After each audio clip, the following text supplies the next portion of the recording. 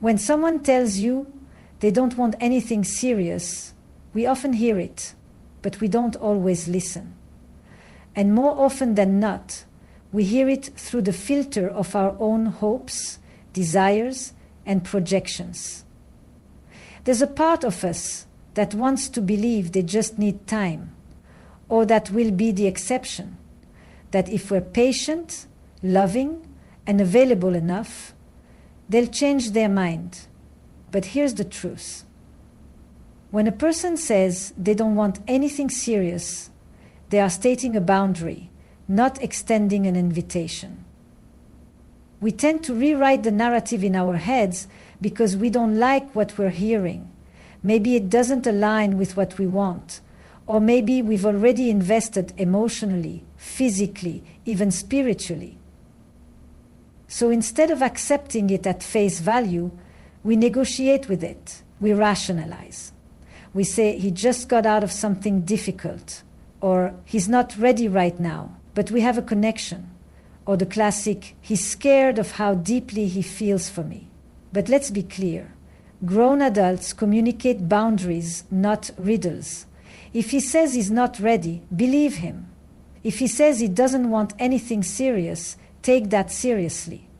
What we're dealing with here is the dissonance between words and behavior. He might still text you good morning. He might still hold your hand in public. He might even say things that sound like emotional intimacy. And so, naturally, you think, he must feel something. And he might.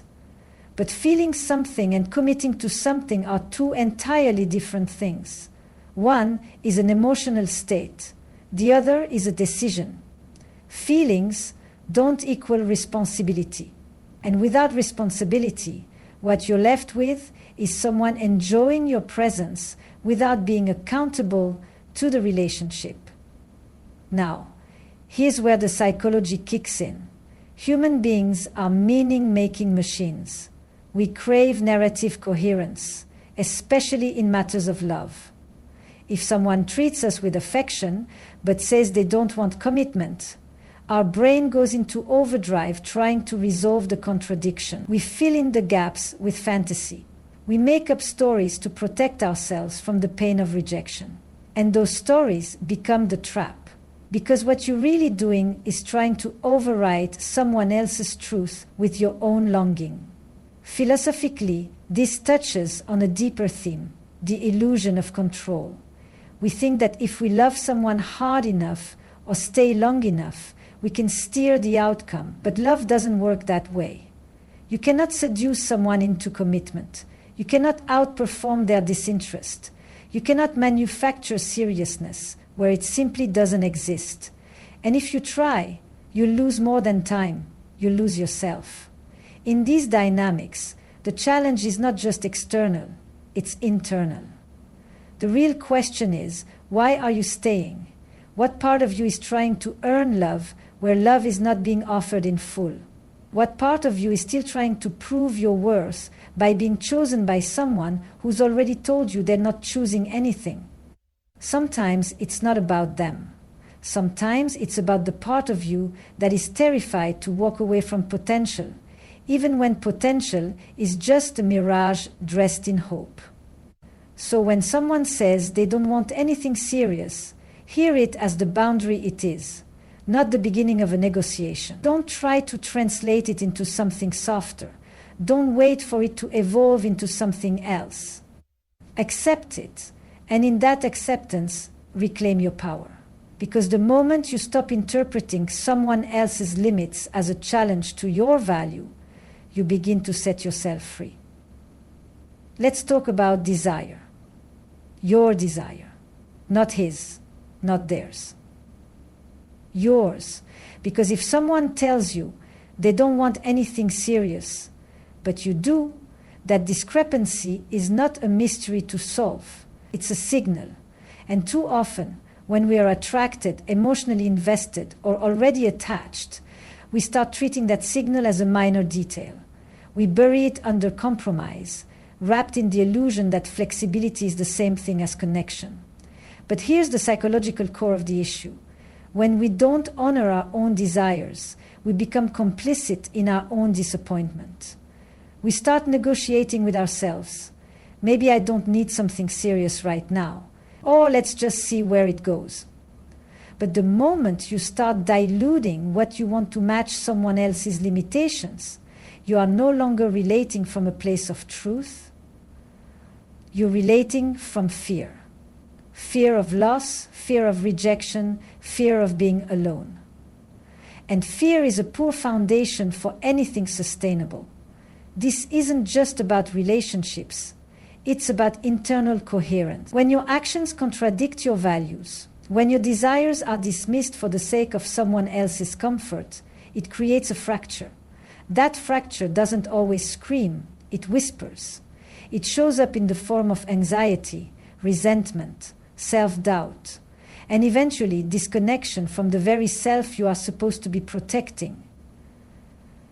There's a term in psychology, self-betrayal, and it doesn't always come in dramatic moments.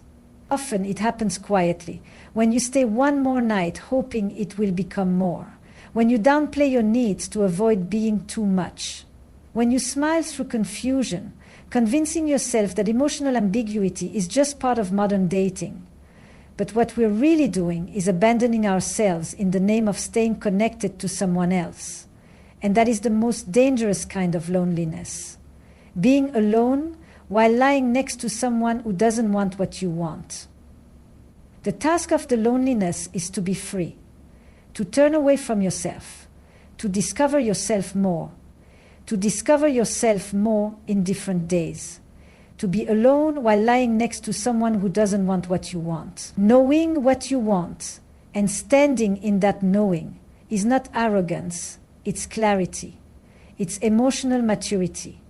Because a person who truly values connection does not ask you to contort yourself to fit into their uncertainty.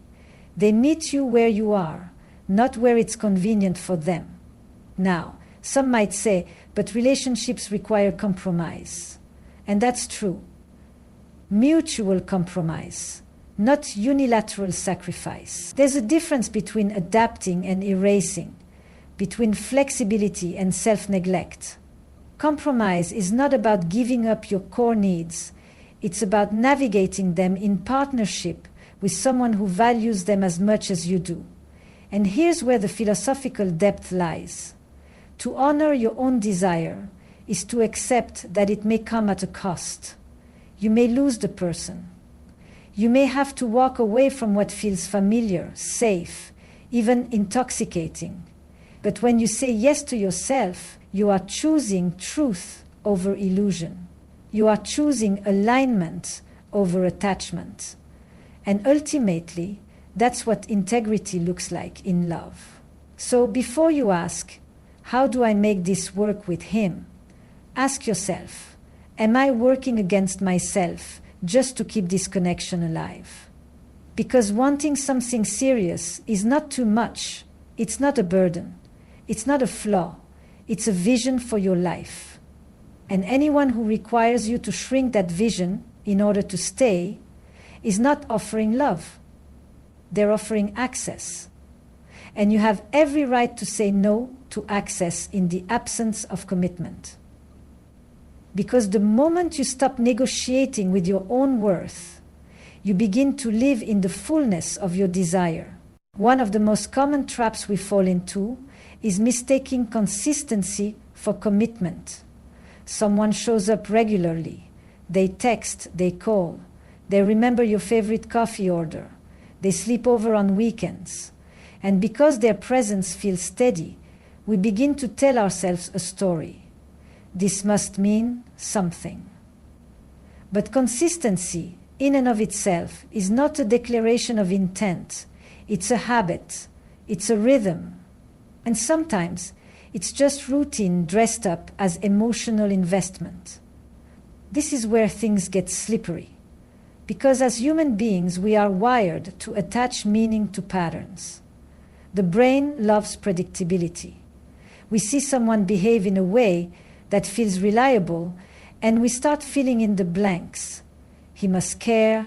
He must be thinking about something more. Maybe he's just taking his time. But here's the difference. Commitment is not about how often someone shows up. It's about what they are building with you when they do.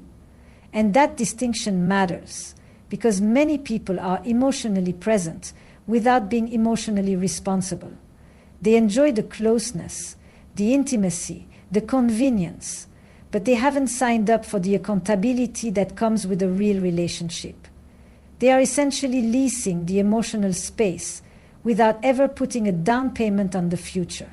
It feels good in the moment, but it leads nowhere. So why do we stay in these dynamics? Partly because it mimics the shape of a relationship. It has the gestures, the language, even the emotional highs. But it lacks structure. It lacks shared direction. And yet, because we fear starting over, or more truthfully, we fear the silence that comes when the almost disappears. We keep ourselves emotionally invested in something that has no spine. We keep reading between the lines instead of reading the line itself. He's not offering more. Now, let's go a bit deeper. Psychologically, we often chase inconsistent people because our nervous systems confuse unpredictability with passion. There's a kind of excitement, a charge, that comes from never knowing quite where we stand. It triggers the same neural pathways that keep us addicted to intermittent rewards. It's the slot machine effect. Sometimes you get love, sometimes you get silence, and that unpredictability becomes the hook. This is not love, this is emotional gambling, and you end up wagering your peace against someone else's ambiguity. And philosophically, we have to ask, what does it mean to feel chosen? Is it about the frequency of affection, or is it about the depth of intention? Because anyone can choose you in a moment. But commitment is about choosing you over time, especially when it requires effort, presence, and sacrifice. Attention is easy, intention is rare, and we must stop mistaking the former for the latter. This is where your discernment becomes crucial. Ask yourself, is this person truly building something with me, or are they just comfortable having access to me? Are they engaging with me as a partner, or as a placeholder for their loneliness, their boredom, their fear of being alone? Their placeholder for their loneliness, their boredom, their fear of being alone.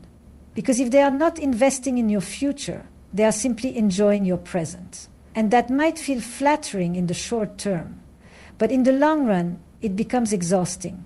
You begin to feel emotionally homeless, attached but not grounded, wanted but not chosen, close but not secure. And that liminal space, the space between something and something real, is where many of us begin to slowly unravel. So pay attention, not just to how often they show up, but to why they show up. Not just to what they say, but to what they build. Because love without commitment is like a house with no foundation. It may look beautiful for a while, but it will not weather the storm. And you deserve more than someone who's just consistent. You deserve someone who is committed. There comes a moment, sometimes quietly, sometimes painfully, when you realize this is not going to turn into what you hoped for. That the ambiguity you've been tolerating isn't temporary, it's the reality. That he's not confused, not healing, not slow moving. He's just not choosing to build something lasting with you.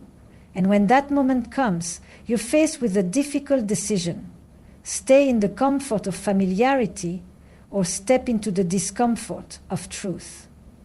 And this is where many people stay stuck, not because they don't know what's happening, but because they're afraid of what happens next. We cling to situationships, almost relationships, or emotional half-homes, because the idea of leaving feels like failure, or abandonment, or too final. We tell ourselves that maybe one more conversation, one more gesture, one more month will tip the scale. But what we're really doing is extending our suffering by avoiding the one truth we don't want to face. He is not offering more because he doesn't. It's not cruel, It's not necessarily malicious, it's just misaligned. And when you remain in something misaligned long enough, you begin to distort your sense of what's normal. You start rationalizing behavior that should be a red flag. You minimize your needs, dampen your voice, reframe your expectations, not out of weakness, but out of hope. Hope that the fragments he gives you will eventually add up to a whole.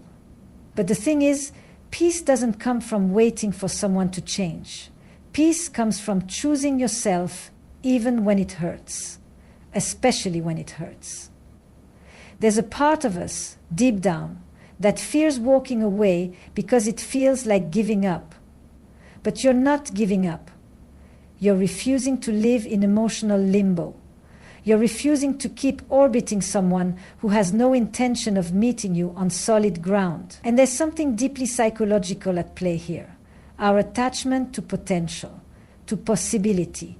We fall in love not just with who someone is, but with who we imagine they could become with us. We get attached to the version of the relationship we've built in our minds, even when reality continues to contradict it. It's not the relationship we're afraid to lose, it's the dream. But here's the truth. Holding on to potential at the expense of your well-being is not romantic, it's self-neglect. It's choosing fantasy over clarity. And every time you silence your intuition to preserve the illusion, you widen the gap between who you are and who you're becoming. You delay the kind of love that can only arrive when you create space for it.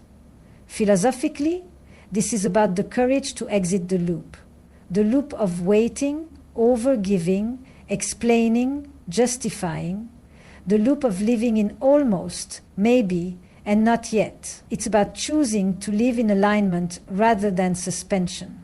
Because you can't receive what you truly want while you're still clinging to what you've already outgrown. And yes, walking away is hard.